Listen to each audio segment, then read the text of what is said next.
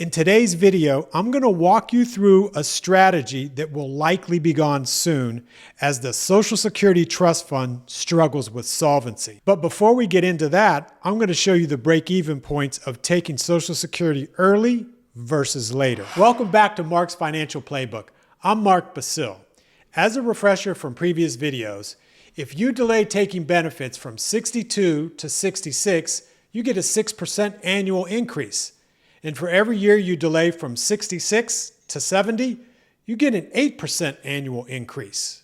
In the break-even example, I'm going to use full retirement age of 66 with a PIA primary insurance amount of $2,000. So if you take anything early at 62, it's going to be $18,000 a year.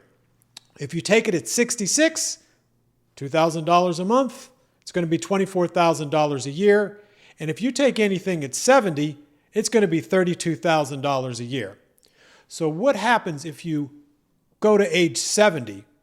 How much have you received? So if you started at 62, you would have received $144,000. If you started at 66, $96,000. And here you are at 70 would be zero because you delayed until 70. So what happens if you live another 10 years and you make it to 80? Look at that. Even though it's not the exact numbers, it's pretty close. 324K, 336K, and 320K. So once you make it past 80, it looks like the preferred choice would have been delaying to 70. Many other factors have to be considered. Hey, do you need the money? If you need the money, don't stress out about it. You take it. You have to take a look at health history, longevity. Do you have that in your family? If you do, then maybe you delay. If you don't, maybe you take early. Another thing to consider is, let's say you've reached full retirement age, but you want to delay to 70 and you choose not to. You could receive those benefits, and let's say something happens to you, you would have a body of principle that you otherwise would not have had. So there's many different reasons to delay, take early versus later. Switching gears to survivor benefits. As a recap, if you want a spousal benefit, your spouse has to claim their benefit.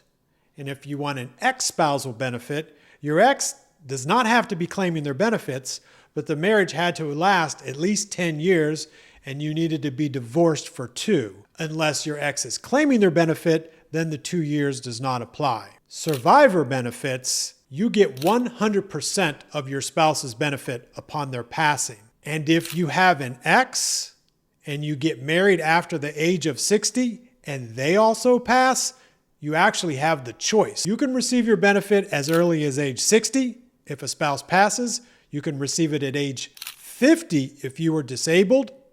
But if you take it at those early ages, you're going to get a reduction of up to 30%. If you want the full benefit, you have to wait until you reach your full retirement age. One other thing to consider, you can receive a survivor benefit and then allow yours to continue to grow and switch over once your benefit becomes greater. In this example, I'm going to tie it all together. Spouse A had a PIA at 66 of $2,000. Spouse A was married to spouse B from age 20 to 30. They got a divorce. Spouse B called the Social Security Administration office and said, "Can I really get an ex-spousal benefit from my ex's work record?" They looked at her benefit, it was $700. They looked at his benefit, it was $2,000. Half of $2,000 is $1,000. $1,000 is more than $700. Boom, she gets $1,000. Spouse A tried it again, got married to spouse C from age 30 to 40.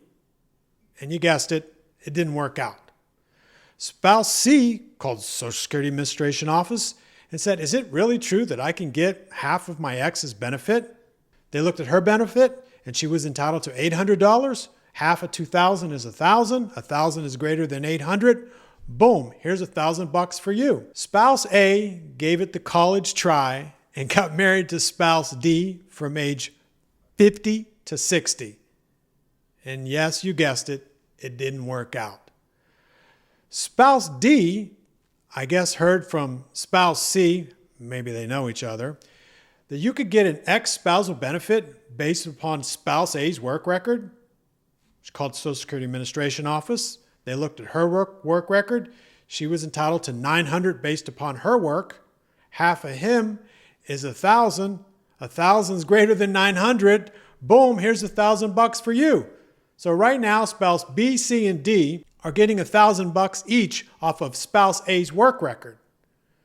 Now, unfortunately, spouse A passes away, probably from stress. I don't know. What is spouse B, C, and D now entitled to? They no longer can get the $1,000. That's right. Spouse B, $2,000.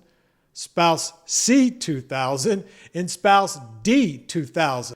So $6,000 are being generated off of spouse A's work record. This is likely to be one of the strategies that finds itself on the chopping block. Not too many people are married 3 times for 10 years or longer, but many people are married twice for 10 years or longer.